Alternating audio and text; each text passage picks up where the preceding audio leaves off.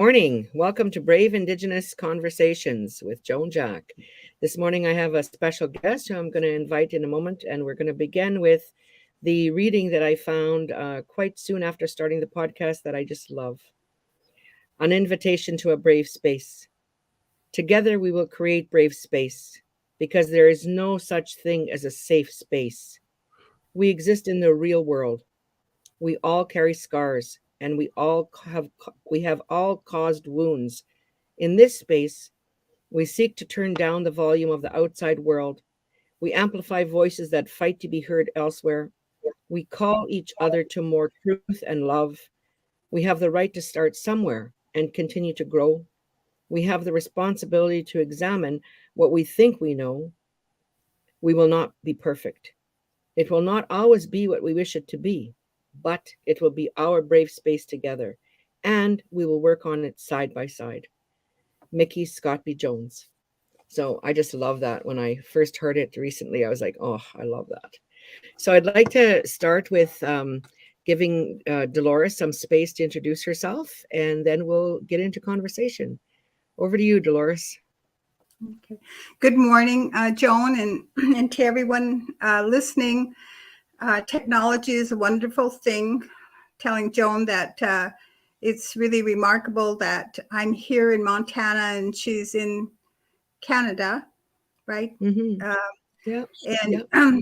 and not in a city, but Joan is in the area where they have to be helicoptered in, and it's wonderful that we can make this connection, and I thank Joan for providing this type of forum for our people, any people, to be able to hear each other and to express freely our feelings and our opinions, our rights as especially as Indigenous people.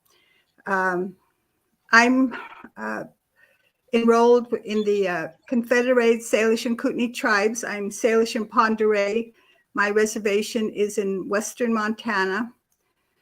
And I have, my husband is Assiniboine Grovant, and we have lived here at Fort Belknap Reservation. This reservation is about 23 miles from the Canadian border in central Montana. I moved over here and I've lived here about 46, 47 years. Our family, we have 4 children, 3 sons and a daughter, and I have 8 grandchildren. Our family has always been very active, you know, we're from the 60s generation. So from that age, it was finding our identity and speaking out about who we are. And when we moved over here, it was really important for us to be part of our children's education, to get on school board. My husband coached, and then he held many leadership positions. I in the beginning, I wanted to, and I did. I wanted to be a housewife. I wanted to raise my children, and we only had one income, and it was a great time. We had to. It was a lot of ups and downs. Had to watch our budget, and had to.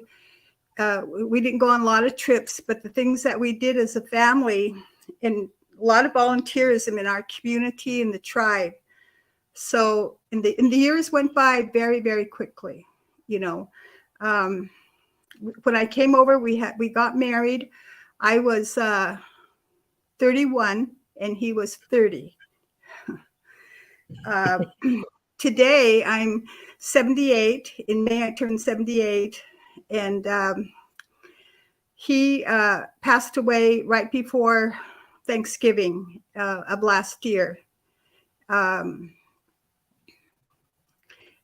We went through really hard times, challenging times when Joan was talking about being being brave. your brave moments, your brave time that you, as you pass through life. And I saw my husband, who is a very vibrant person, leader, and he really struggled to maintain his dignity as he was in and out of the hospital. My family, we kept him home as much as possible to care for him. And then we're about 150 miles from a big hospital north of us, and then south, we're about 200 miles from a hospital.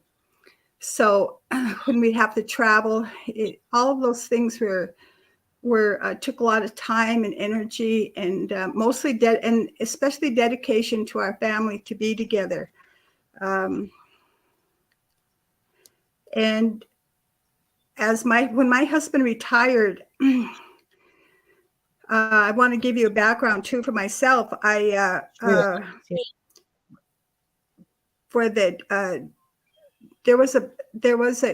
Department of Justice came to the county and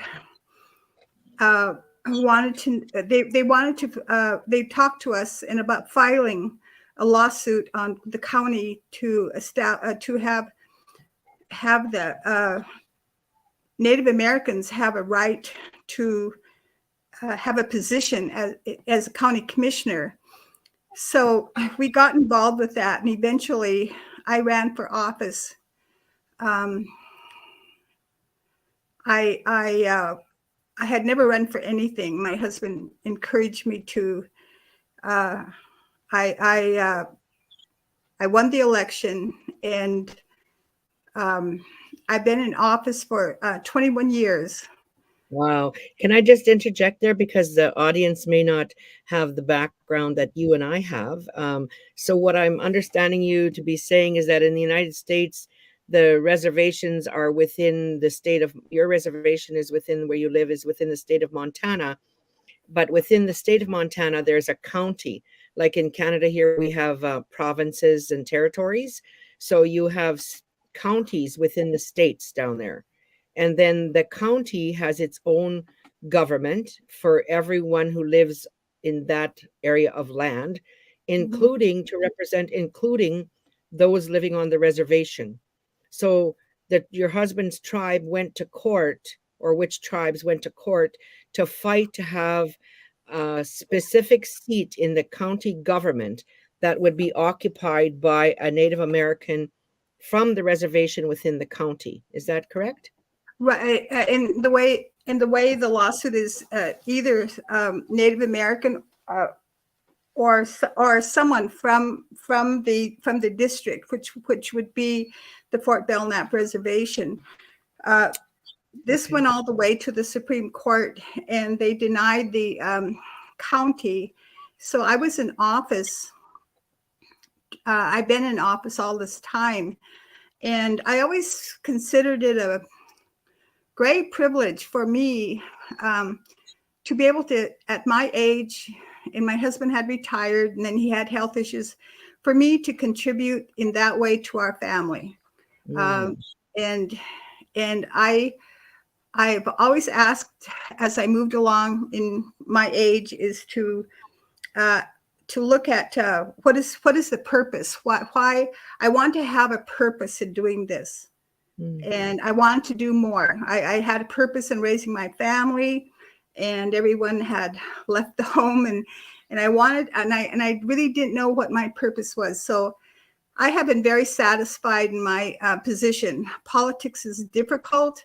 In Montana, we have legislators from each reservation in our legislative government, and the reservations are making inroads and having more elected officials in the counties.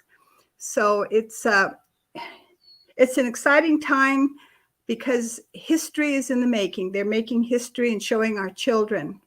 So, for my story, the purpose of this for me is my own personal story. When I wanted to talk to Joan was about myself, that I was and I'm still working from home. And as my husband's health got worse, and my children, especially one son, he worked around the clock to care for his dad. And it was something that we chose to do, and we loved him. But you don't realize the toll it takes on you in doing that. It's because you're letting go.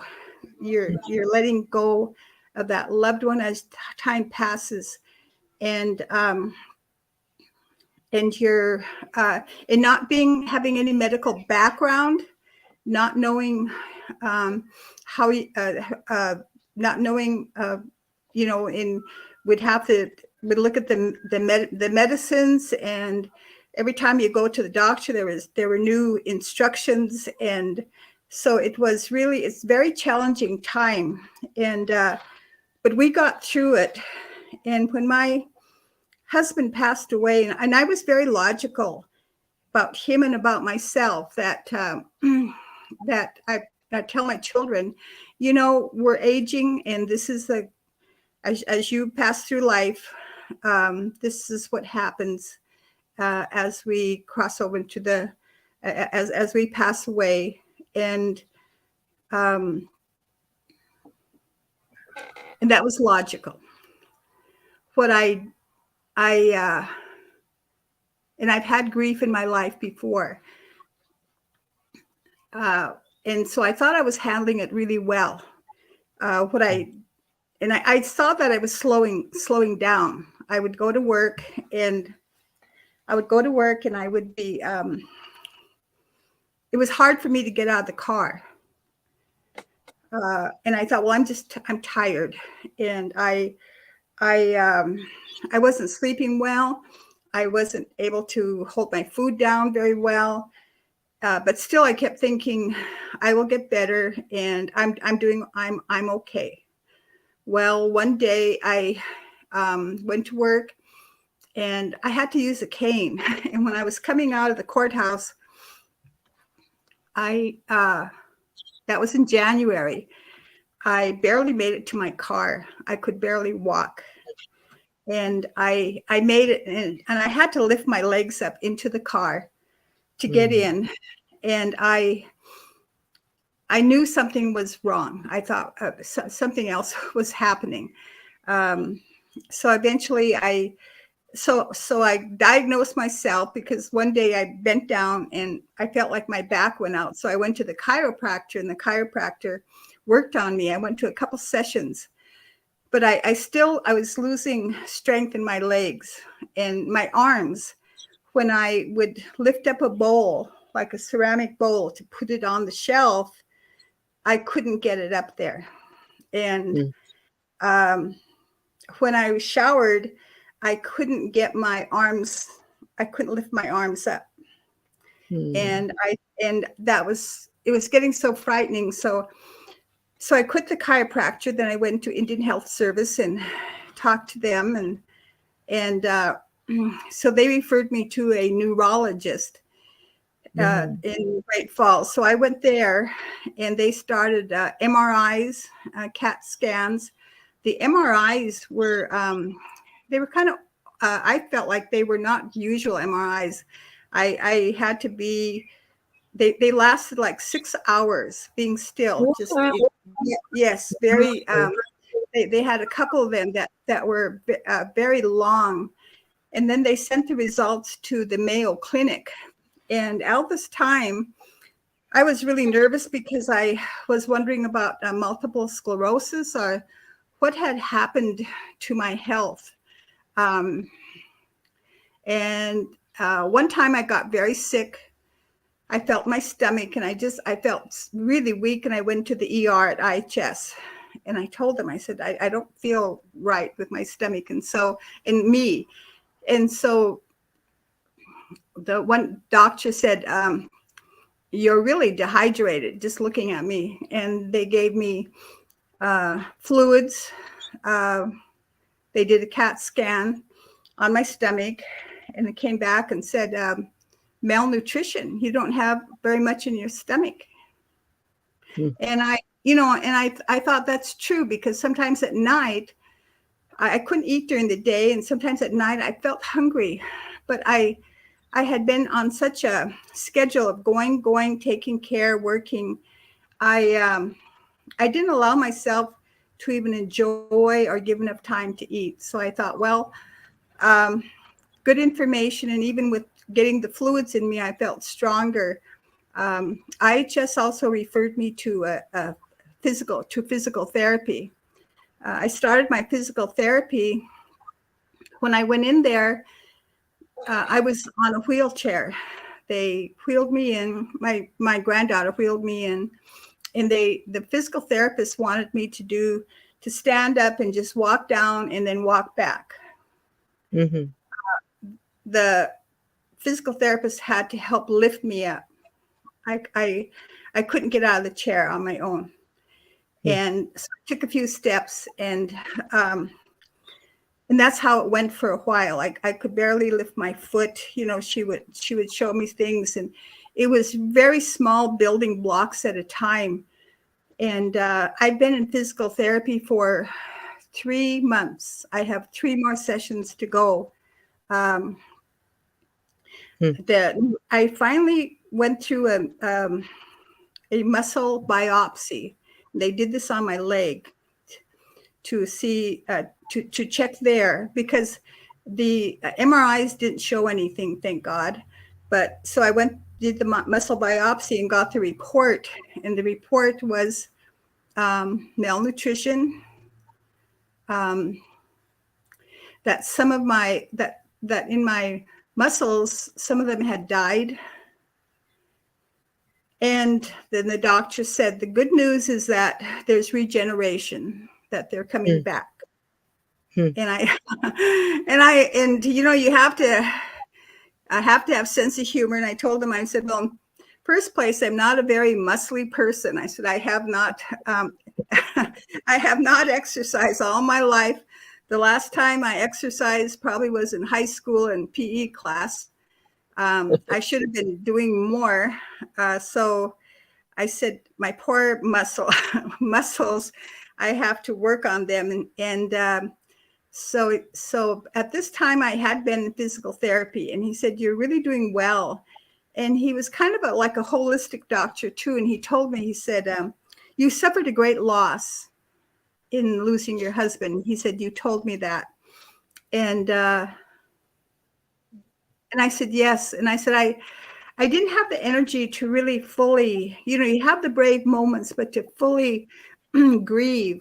It took a while for me to really cry and to be, and to acknowledge what happened, to acknowledge this loss.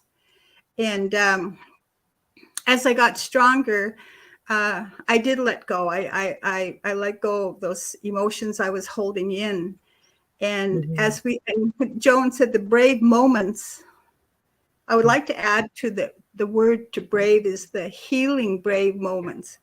When you're in grief and you're feeling loss, it can be a time of despair, like struggle through a battle.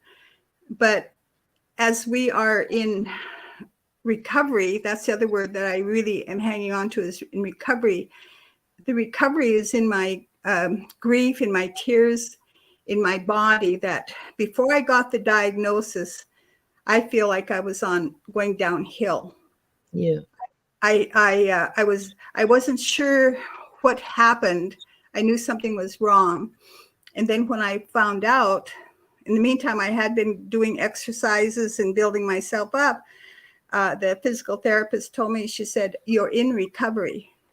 And I said, yes. I said, I'm working upwards now, and I can feel it. I have a goal.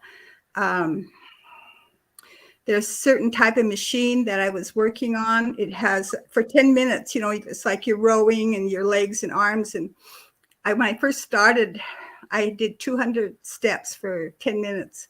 The last time I was on the machine, I have worked up to 900 steps. Every time I go, I'm increasing, working very hard. So even at my age, you know, you can never let your body rest.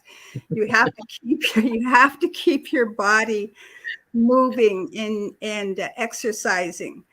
And so, and I think what caught my ear on this podcast, Joan was talking to one of the people she interviewed, and they were talking about, seems like they were talking about getting old or feeling aches and pains. And like I just told Joan, with her age, and I was listening and I thought, well, yes, but you're still young. I feel like you're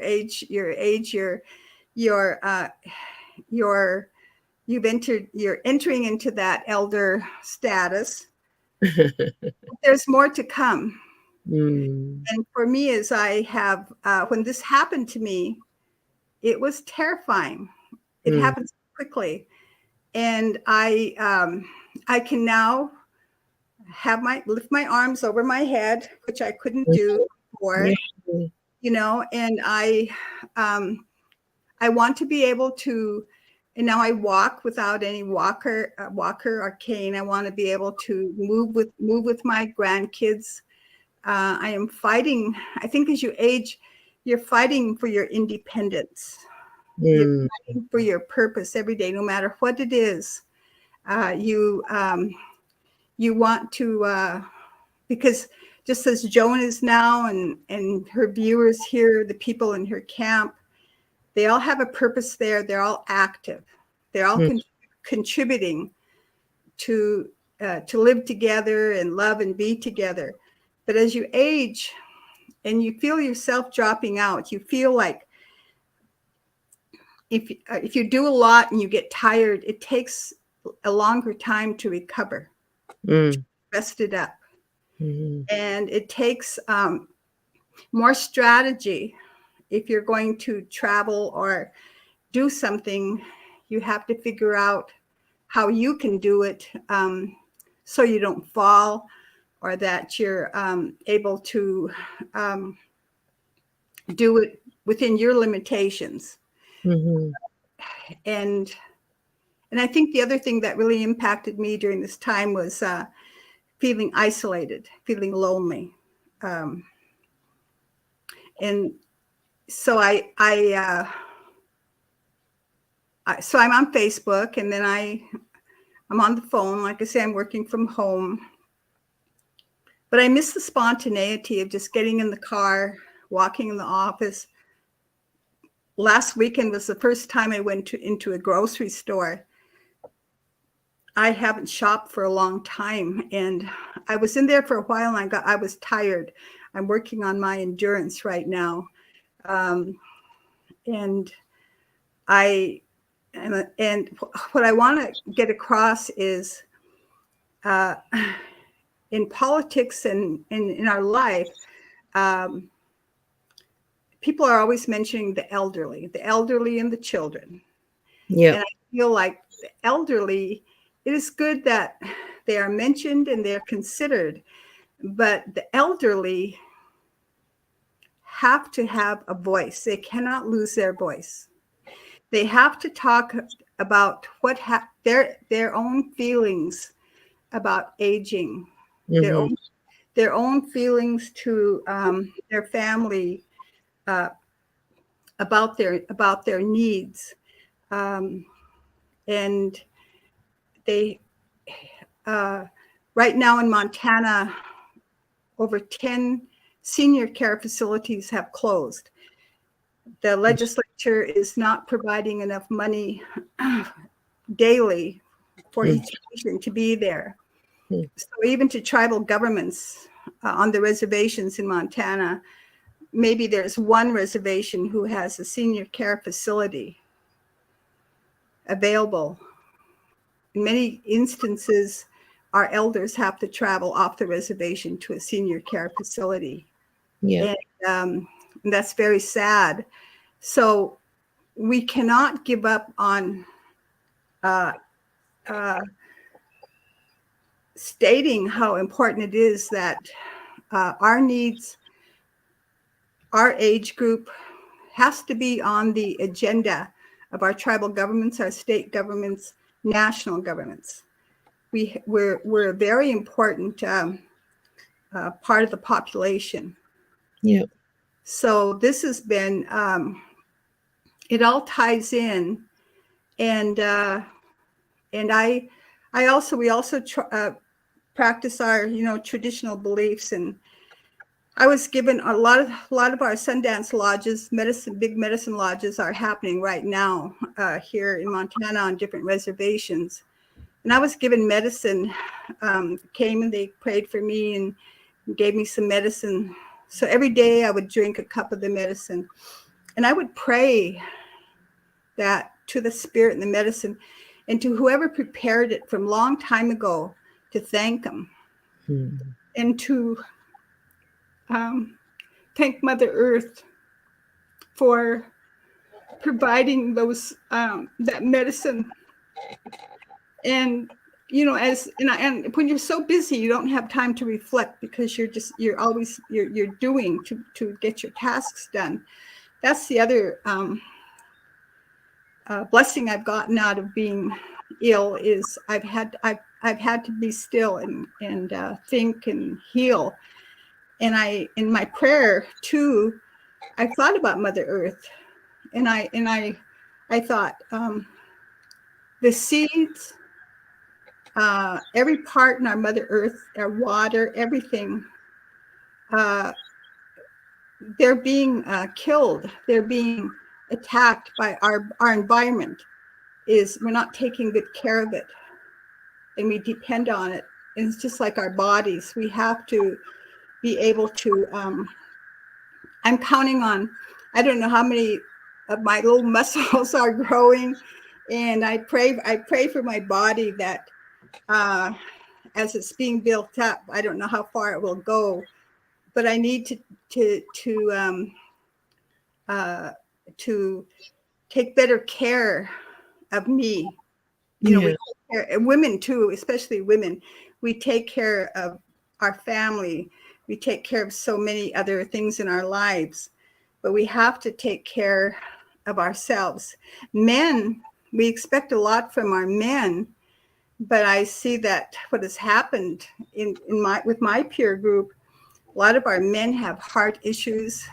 A lot of them pass away before the women, and they're strong, but they're also very fragile as they age. And so we need to, and during this time, I have, I'm on vitamins, vitamin B12, vitamin B complex, magnesium. I had hardly ever even looked at a vitamin before. And so now I am in my diet, with meat, with fish, chicken, a lot of protein, protein drinks. And everything I put in there in me is to, and I'm praying, is to build myself up. And the spiritual part too, and to and our caregivers, those people who are helping us, they have to slow down to help us. And so I told Joan too, I said, so as you age too, when you're younger, I was thinking about this, when you're younger, you plan for your career, you plan for a family, then you're planning for retirement. The same thing is with aging. It just doesn't happen. So my husband and I, we had talked about a will. I'm working on mine now. And we're not rich. We don't have a lot to give, but I want my children to know my thoughts. Just recently, I told them, I said, from being from another reservation, I wasn't sure where I would be buried. My husband, we have a family cemetery just right up the hill here. And I thought about it and made a decision. I said, I will be buried by him, by his grave. And in that, living here over 46 years, and my husband has always told me that I always felt like he welcomed me here and made a home, made it a safe place, and this is where I want to be.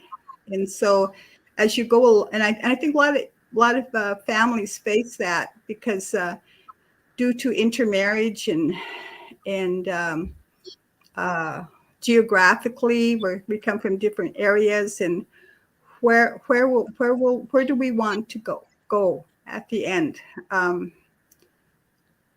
loved, if I could interrupt you, I asked Dolores's permission if I could interrupt her because she's clearly an elder and a beautiful woman, and I'm just mesmerized when you talk. I just love listening to you, and I said, but it's like cultural faux pas for me to like interrupt you, but can I do that? And she said Yes, yes. yes, Sure. So I was really touched the other day when we were visiting when you were sharing about being married into another tribe. And like you're talking about it a bit now, like in the end where you want to be buried. But I was really touched when you were talking about how your decision about where you want to be buried is based on how your husband stood by you and picked you. Can you share that a little bit? Do you remember? yes. My first marriage, I had ended in divorce, and we had one son.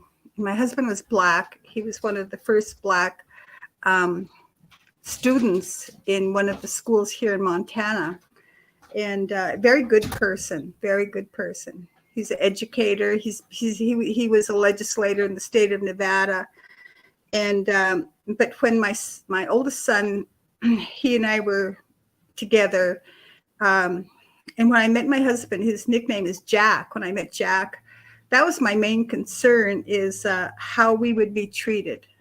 How there's discrimination, and then moving to a small town, I caught sometimes, I was concerned about how we would be received, even to another tribe, to that area, and he told me, he said, in getting married, he said, I would look at you differently if we weren't. And he said, you're, for me to go with him. And I always kept my eye on him, that that's the reason I'm here. That's the reason, that's the reason for our family, our home. But the bad part of it is I've been through lots of recovery and went through a lot of spiritual groups and recovery for my healing, and codependency. One time, Jack and we had an argument, and I was walking down the road with a good friend, a counselor, and I was telling her I'm upset with my husband. And she told me, she said, if you had neon lights, if you saw neon lights up there, who would you see? I said, Jack, my husband. And I thought, he's the one I'm talking about. And she said, don't you see yourself? And so, and that's why I said for him he was in office and all the things that he did. And then when it was my turn, and when I ran for office the fourth time, and he was upstairs, and he was getting weak. And I went in there and I told him, I said, Jack, I said, I made it. I found out through the election, I made it. And he started crying. And we held each other, and I said, it's okay. It's okay. And I thought, we have traveled through many, many kinds of things in our lives, and have helped each other, and to be healthy, and with our children, and that he that he had his health issues. And for a while, I forgot my health issues. I really did. If I was really sick, I think at IHS I had a little folder. My file was really thin because I didn't go over there very much, maybe except to have a baby when I was younger, to have a child. But I was missing my checkups and annual checkups and my children. And so at this late stage in my life, I really encourage all of our people, male and female, to take care of yourselves. When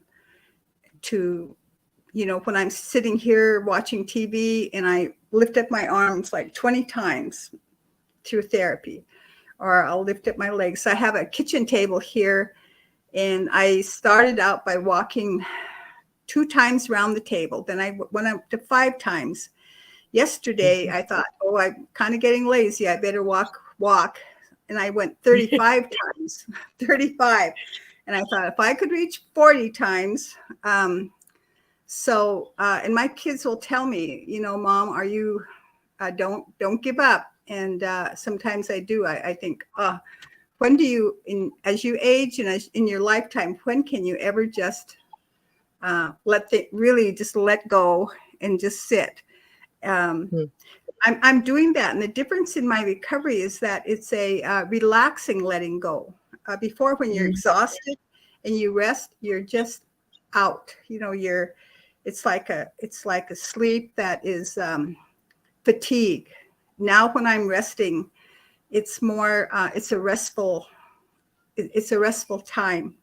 Nice. I enjoy my rest. Yes. So there have been, and I don't know what else, Joan, if you. Well, I was thinking in the time we have left, Dolores, I'd love to hear, like, in your service, being elected as a part of the state government, with the county. What are your maybe 1 or 2 of your most memorable events that you've been involved in, representing your tribe at the county level? Like, I just think you're so inspirational. For 20 years, for how many elections you won. Yeah. Right.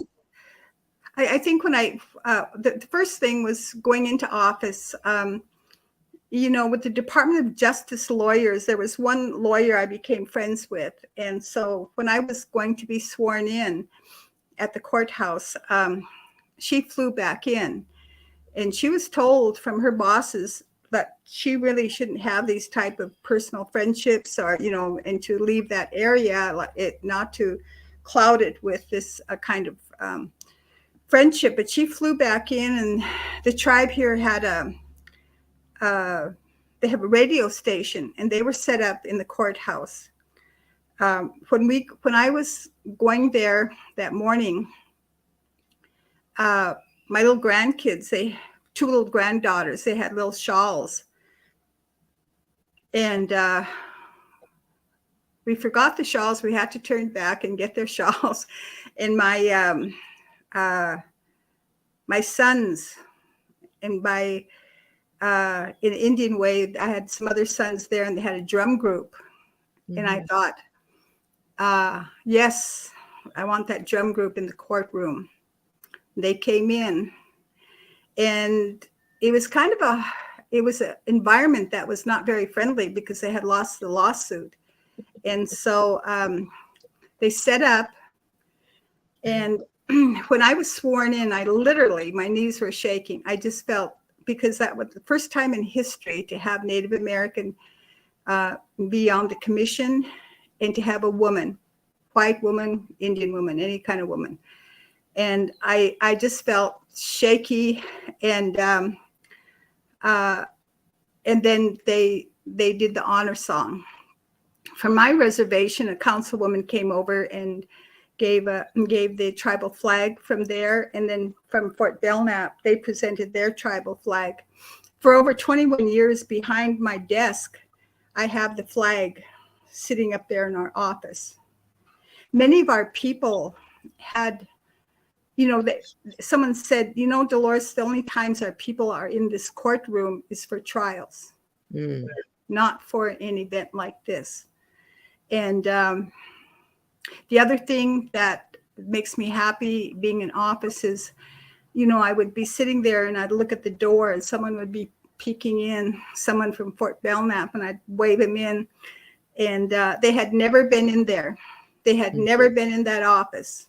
The other white commissioners and their constituents were very familiar with all the other elected officials' offices, the courtroom. Their children visit the offices. And so for now, our people come in and tell them sit at the table. And if they have any issues with the sheriff, legal system, and if they want to turn in a letter on an elected official, another elected official, I've told them I'll stand by you and we'll sit down and have a meeting. We work for you, not, and I had another question. I was curious, because you're representing the county, you're elected as a county representative for everyone who lives in that area, regardless of race. And then how do you work with the tribal government? Right. So the tribal government, they have their council and the president and vice president. I have made it a point right now. Yesterday I was on the phone and voted, for our support letter for their water settlement bill. All the other tribes have completed their negotiations for their water rights. This was the last tribe that it's moved on to Washington, D.C. to Congress. It's not complete yet, but it moved out of the state and the counties and state of Montana. What is the bill about? What is the bill about, Dolores? Tell us a bit about what the bill is about, the settlement. Well, you have a compact, the water compact, and that was ratified in the state of Montana, and then they put their conditions in there, the kind of committees they set up, and that was done earlier. So the bill itself is like a negotiations. They put in there what lands they want to be if they want to be paid for those lands, or how those lands will be included. The water projects. This bill will be almost $1 billion. So back it up some more, because we don't know everything that's in your experience, in your mind. What do you mean a compact? It's like the first document on water that all the tribes do. So it's with the state of Montana. Okay, and is it water that flows through the reserve, or is it water in your tribal territory, or what water are you talking about?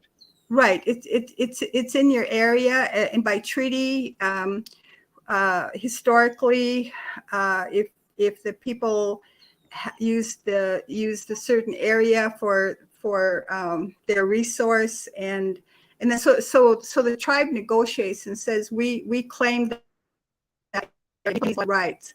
So now it'll be in Congress. And what I want to say for myself in this area, for election, our county has been sued for me to get in, and then we were sued for another election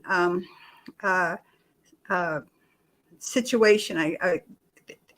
So election rights for tribes is very is really always on the forefront. For me, in my job, I have been in and out of the tribal chambers to come in and visit the council,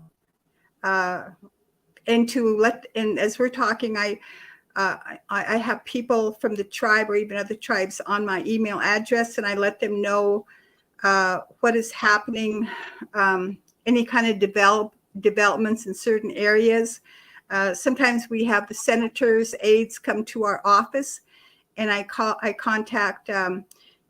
contact different groups here on the reservation and tell them they can come in, talk to them directly about different issues. And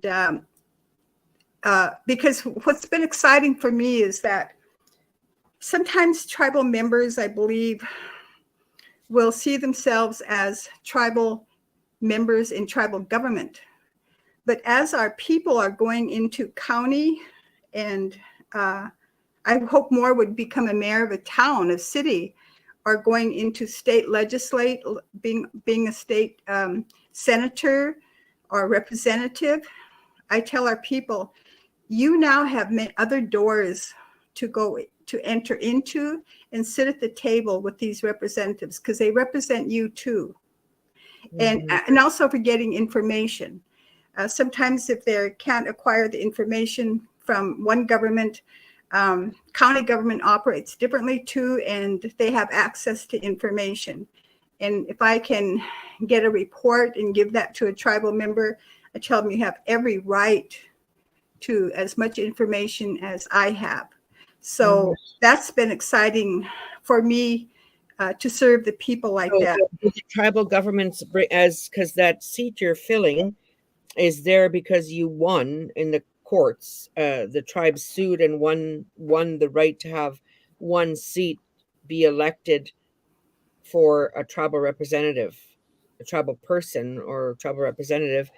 And so do the tribes see you as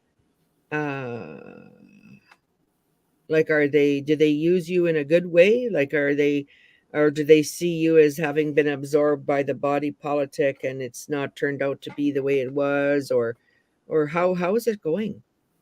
I think we could do a better job of it for all governments. In using Facebook when the legislative session is on, like in the capital here, Helena, and you have an Indian caucus there. You have 7 or 8 senators and Indian representatives and senators. It's I see the need for, and we have bills that affect our area that we need to collaborate more so that voting bloc and the constituents are aware of what's going on. Now, one thing that's sad is there's so many other issues affecting our people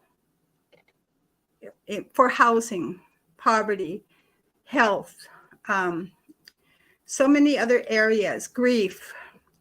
And so during a campaign, I always feel really awkward in going to a constituent, and I know I have about 10-15 minutes with that person to tell them what I believe, why I want their vote, why it's necessary, because I know that day of election, I look at that person and I think, I don't know if you have enough money for gas. I don't know if you can get away from your home to vote. And if there's a way that we can help, because you're very important. And I think even nationally, people have become apathetic.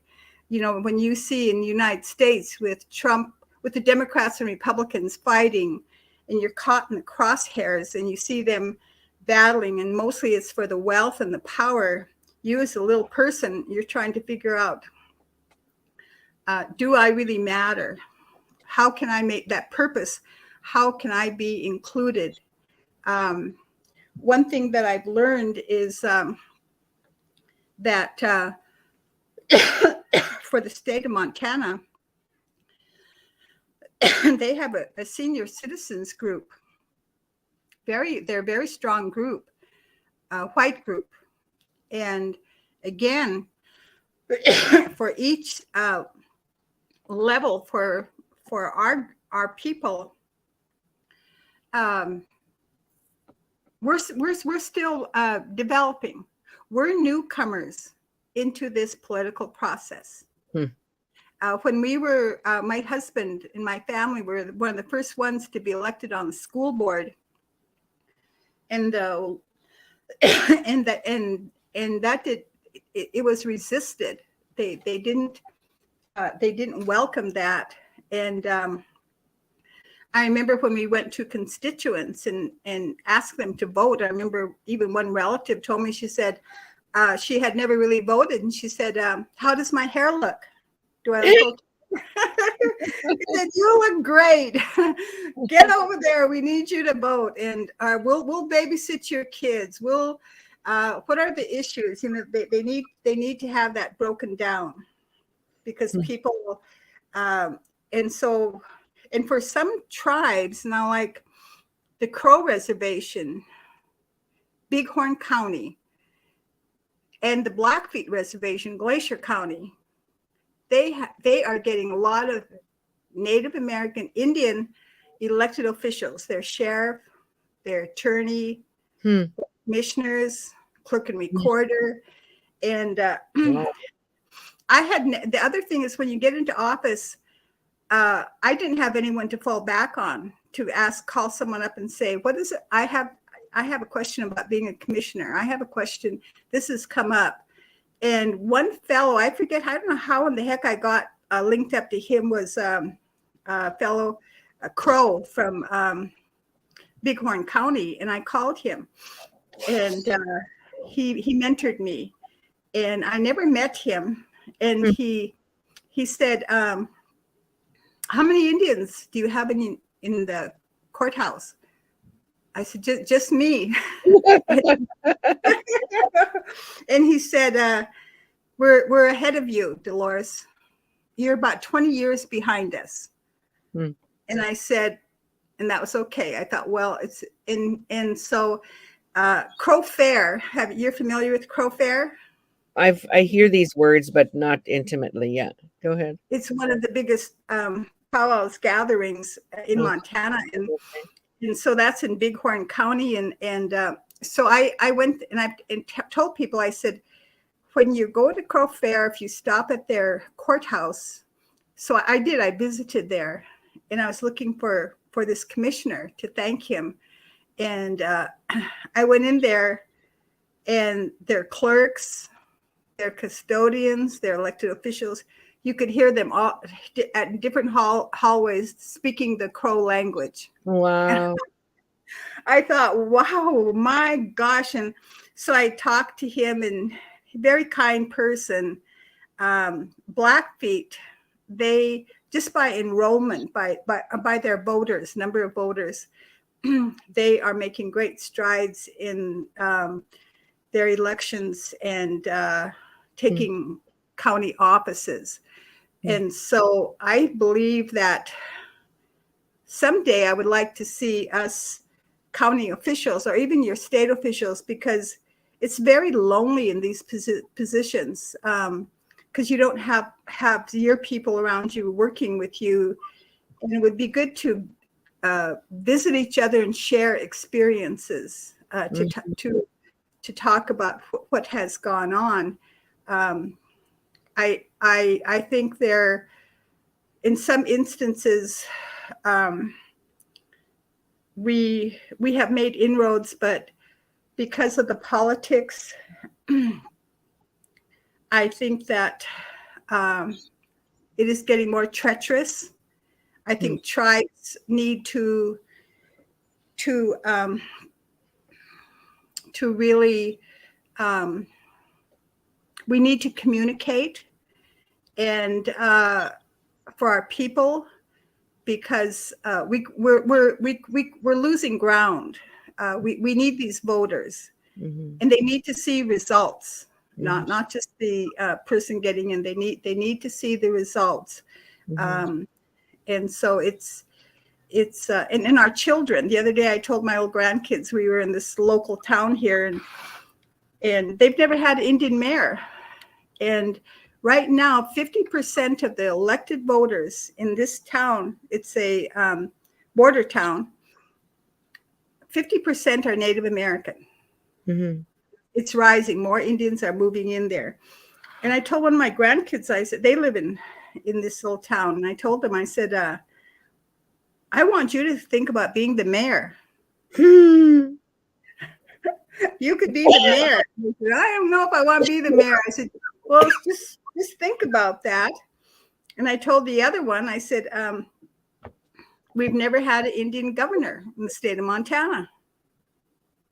Just think about that you could be the governor. Awesome. And Yes. And for me, for my family, I came from my family was very poor, a lot of dysfunction. And, I,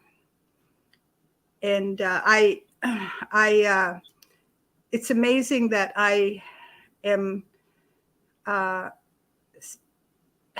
this position. It surprises. I really thank the Creator. There's a biblical reference. It's in the Bible. And as I've attended meetings, spiritual, whatever, I've always carried some. One is the first will be last, and the last will be first. Mm-hmm. And because I'm sitting there and I'm thinking I was one of the lasts, probably, because my family, where we're from, when we were younger, maybe even the Indian people didn't think. They were wondering what would become of her. And so it's very, you never know what surprises our Creator has for us at any age, and then for our children. And we have to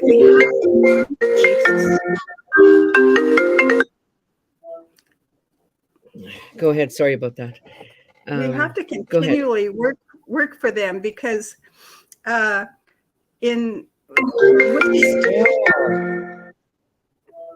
doing my podcast, Bonnie. My daughter. I've raised persistent children. With the politics, and especially with the Republican agenda in the United States, for Indian people, some of the political people that I'm around, they don't like the grizzly bear. They don't like the wolves. They don't like, they believe in the pipelines. They believe in energy. Their agenda is for developing resources, natural resources. And this year in Montana, some of the legislators came out and said they don't believe that reservations should exist. They don't like big government. Well, Department of Interior and for tribes is federal government, and they're very anti things like that. And so I've had to hold my ground with them, and not lose my dignity, because I thought I will not cross the line with you. I'm a woman, Indian woman, and some little remarks would be made in the beginning. One constituent came in and he didn't get his way, and he said, well, he stood in front of the desk in our office and he said, well, if I wore braids, there'd probably be a double standard here if I wore braids. And I've told people, if they make remarks, I said, you catch me off guard, and if you want to go there, I will go there and address it. And so, but I thought I will not. I don't go to your level of violence in my language, profanity, holding grudges. My husband did not operate that way. I had some very good mentors, and we will address the issues and keep it on the table. But we need to call it and to answer back. So, I think for me was going into office, and then just every day being able to. It's exciting being able to serve people and to learn. You're always learning. Yeah. Well, look at that. Our hour is gone now. It went fast. So I'd like to offer you the opportunity to just make a closing comment, and then I'm going to make a closing comment, and we'll end for this time. Okay. So what's your last word on this stuff this morning? I guess my closing word is our our great love and compassion for each other, for ourselves. Just last night, I talked to an elder, and her husband is very ill. They're older. They were very young and vibrant, and she called late last night, and I could just feel her anguish. And I thought, we need to hold each other up high all the time to each other. And our elders were living longer, and but in living longer, sometimes we have more responsibility. Our older people are taking care of grandchildren, great-grandchildren. They're not the ones who go on a vacation. They can't afford a lot for themselves. They're always providing for others. And I think we have to teach our children that, yes, that's important for them to be on the receiving end, but they really need to hold that they need to stop and look at the elders, and to whether it's a hug, kiss, getting a person water, doing their dishes, visiting, just as you're doing, Joan. You're giving me time to talk about this, because I am in I would always talk about the elders. I think for a while I didn't include myself, or getting older. I didn't say old, older. And it finally took a while to fit myself in these shoes and say, that's me. I've arrived. And my son told me, he said, well, Mom, what are you doing? When get on that podcast and talk about your experience? And I told him, I said, well, it's not like I have 20 years left to do it. I said, I better do it soon.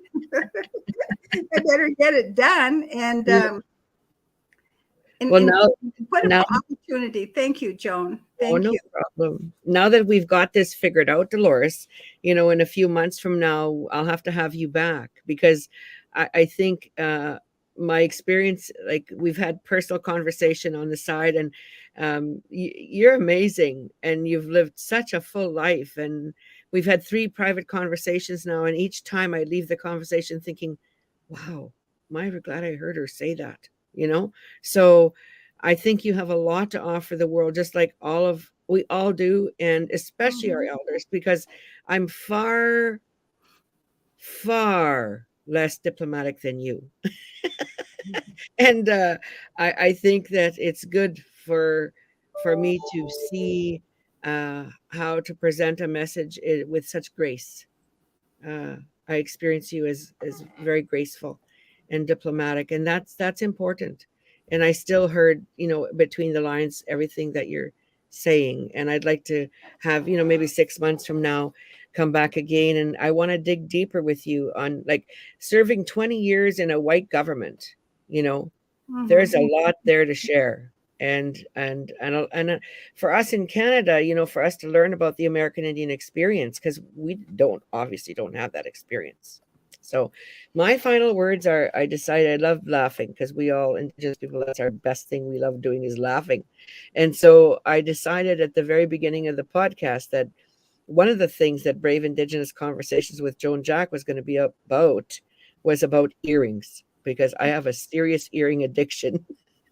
And so this morning I am wearing, it's very sad. These are representing all of our murdered and missing Indigenous women, girls, Two-Spirit. We're all wearing red earrings now. It's sad. And I could do a whole podcast on that, like how we I don't know. Anyway, these earrings were made by my Tlingit sister. I've been adopted into a Tlingit family, Jean-Ann Carlick, and she's an amazing beater. And she made these. And so these are Jean-Ann's earrings. Thank you. Beautiful. All right, I'm going to hit end. And when I hit end, Dolores, we'll still be able to talk to each other like we did at the beginning. Okay. Thank you for listening. And if you're listening on the replay, please share. Thanks, Joan.